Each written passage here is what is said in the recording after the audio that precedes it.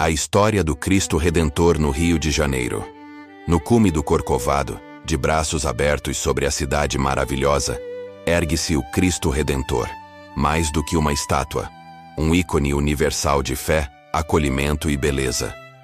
Para o viajante, é um cartão postal. Para o carioca, um guardião silencioso. Mas a história por trás desta monumental obra de arte e engenharia é uma tapeçaria rica em inspiração, desafios e uma profunda conexão com a alma do Brasil. Longe de ser uma simples narrativa de construção, é uma história que entrelaça o fervor religioso com a busca por identidade nacional, a genialidade humana com a perseverança diante do impossível. Este texto o convida a uma viagem no tempo, desvendando as camadas da concepção e edificação do Cristo Redentor, culminando em uma revelação surpreendente sobre sua verdadeira essência. A ideia de erguer um monumento cristão no topo do Corcovado não nasceu no século XX, mas sim no fervor religioso e nacionalista do Império Brasileiro. Em meados do século XIX, mais precisamente em 1859, o padre lazarista Pedro Maria Bos, ao chegar ao Rio de Janeiro e se deslumbrar com a paisagem do Corcovado, sugeriu à princesa Isabel a construção de uma imagem de Cristo no pico. Sua visão era que o morro, então apenas um promontório natural, se tornasse um farol de fé e um símbolo da forte identidade católica do país. A princesa, conhecida por sua profunda religiosidade, chegou a manifestar apoio, mas a ideia não avançou significativamente. A proclamação da República, em 1889, e a subsequente separação entre Igreja e Estado no Brasil, adiaram o projeto por décadas. Contudo, a semente havia sido plantada. A inspiração para honrar a Cristo com monumentos encontra eco em diversas passagens bíblicas que celebram a grandeza e a centralidade de Jesus. Embora a Bíblia não ordene a construção de estátuas, no início do século XX, com o centenário da independência do Brasil se aproximando, 1922, a ideia do monumento ganhou novo fôlego.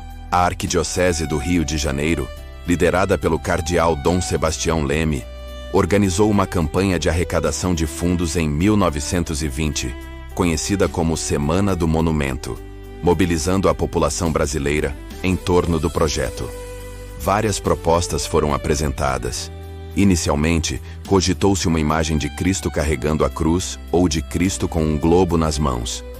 No entanto, foi o desenho do engenheiro Heitor da Silva Costa que prevaleceu. Cristo com os braços abertos, em um gesto de acolhimento e redenção, alinhado com a paisagem do rio.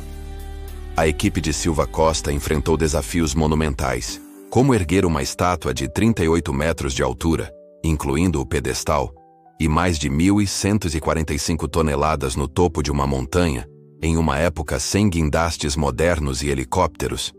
A solução veio de uma colaboração internacional. O projeto estrutural foi desenvolvido pelo engenheiro francês Albert Cacot, e a escultura foi modelada pelo artista polonês-francês Paul Landowski. Para o revestimento, optou-se pela pedra-sabão, escolhida por sua durabilidade e maleabilidade, para ser cortada em milhares de pequenos triângulos e fixada na estrutura. O transporte do material era um feito à parte, utilizando-se o trem do Corcovado. A construção levou 9 anos, de 1922 a 1931, e mobilizou uma vasta equipe de engenheiros, arquitetos, escultores e trabalhadores. Era um projeto que combinava a arte, fé e a mais avançada engenharia da época.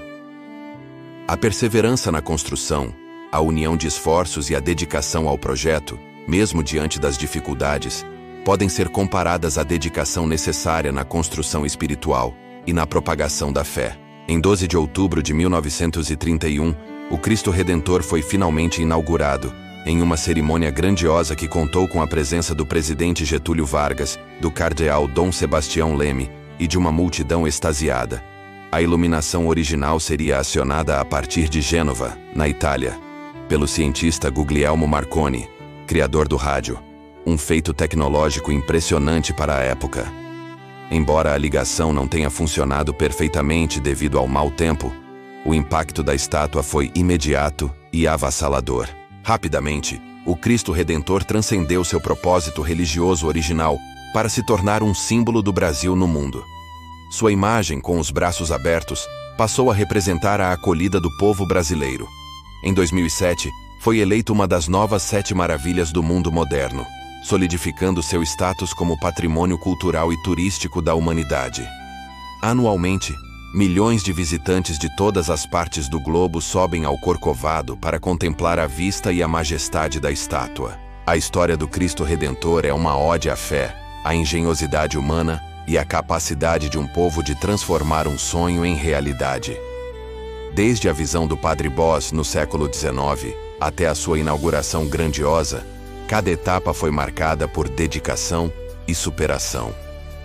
A presença da estátua, de braços abertos, não é apenas uma representação de Cristo, é uma metáfora visual da mensagem central do Evangelho: acolhimento incondicional. Mas a revelação mais surpreendente, o segredo escondido no coração da pedra, não está em sua imponência ou em sua beleza estonteante. Está na própria natureza de sua construção e propósito. Por trás da grandiosidade visível, o Cristo Redentor esconde um testemunho silencioso de que a verdadeira grandeza não reside apenas naquilo que é erguido, mas naquilo que ele representa. A estátua foi construída com um sistema complexo de drenagem para resistir às intempéries, e por dentro possui uma estrutura oca com escadas que permitem o acesso para a manutenção. No entanto, o mais fascinante, e muitas vezes desconhecido, é que no coração do pedestal do Cristo Redentor, dentro de uma pequena capela, está guardado um relicário com fragmentos de ossos dos apóstolos Pedro e Paulo. Este detalhe, muitas vezes ofuscado pela magnitude da obra, transforma o monumento de uma mera representação em um santuário, um elo físico e espiritual com as fundações da fé cristã. Agora vamos a uma visão cristã dos fatos.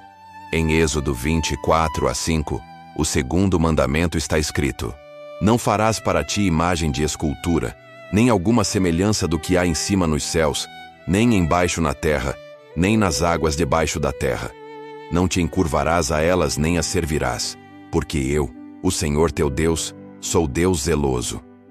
Este é o cerne da proibição. É uma ordem direta para não fazer nenhuma imagem, escultura, pintura ou qualquer representação de seres celestes, Deus, anjos, terrestres ou aquáticos, com o propósito de curvar-se ou servir, adorar a elas. A razão é que Deus exige devoção exclusiva e não tolera que sua glória seja dada a algo criado. Isso inclui a imagem do próprio Deus e de seu Filho. Em Deuteronômio 4:15-18. Guardai, pois, com diligência a vossa alma, pois nenhuma semelhança vistes no dia em que o Senhor vosso Deus vos falou em Horebe, do meio do fogo. Para que não vos corrompais, e vos façais alguma imagem de escultura semelhança de homem ou de mulher, semelhança de algum animal que há na terra, semelhança de alguma ave que voa pelo céu. O texto reforça a proibição de criar imagens, lembrando que o povo de Israel não viu forma alguma de Deus quando ele se manifestou. A criação de imagens é vista como um ato de corrupção, pois tenta limitar ou representar o Deus invisível, infinito e incomparável a uma forma material e finita. Em Isaías 44:9-20, os que formam uma imagem de escultura são todos vaidade, e as suas coisas mais desejáveis de nada servem, e elas mesmas são suas testemunhas de que nada veem e nada sabem, para que eles sejam envergonhados. O artífice faz o ferro em brasa, e o molda com martelos, e o lavra com o braço forte. Depois aquilo serve ao homem para queimar, e toma uma parte dele e se aquece e acende o fogo, e assa pão. Também faz um deus e se prostra diante dele. Fabrica dele uma imagem de escultura e ajoelha-se diante dela. E o restante faz dele um deus, uma imagem de escultura. Ajoelha-se diante dela e a adora, e ora a ela, e diz: livra-me, porquanto tu és o meu Deus. Este trecho profético ridiculariza a prática de fazer ídolos, destacando o absurdo de um artesão usar a mesma madeira ou metal para o uso diário, cozinhar, aquecer, e para fazer um Deus que é inanimado, incapaz de falar, ver, sentir ou salvar. O profeta enfatiza a cegueira e o engano de quem confia em algo que é apenas obra de suas próprias mãos. Em Jeremias 10, 3-5. Porque os costumes dos povos são vaidade, pois cortam do bosque um madeiro, obra das mãos do artífice, com machado. Com prata e com ouro o enfeitam, com pregos e com martelos o firmam, para que não se mova. São como a palmeira, obra torneada, mas não podem falar. Necessitam de quem os leve, porquanto não podem andar. Não tenhais receio deles, pois não podem fazer mal, nem tampouco têm poder de fazer bem. Assim como em Isaías, o texto enfatiza a total inutilidade das imagens. Elas são objetos fixos, precisam ser pregadas para não cair. Mudos e imóveis, incapazes de intervir na vida humana, seja para o bem ou para o mal. Adorá-las é seguir vaidade, ou seja, coisas vazias e sem valor real. Em 1 João 5:21, Novo Testamento. Filhinhos, guardai-vos dos ídolos. Amém. No Novo Testamento, a proibição é reiterada. Embora o contexto do primeiro século envolvesse a idolatria pagã, o mandamento permanece como uma advertência para que os cristãos se mantenham focados em Jesus Cristo e no Deus vivo, evitando qualquer coisa que possa desviar sua adoração ou confiança para objetos ou conceitos substitutos. Assim, a imagem de um Cristo não pode ser reverenciada ou adorada, pois isso é abominação ao Senhor dos Exércitos.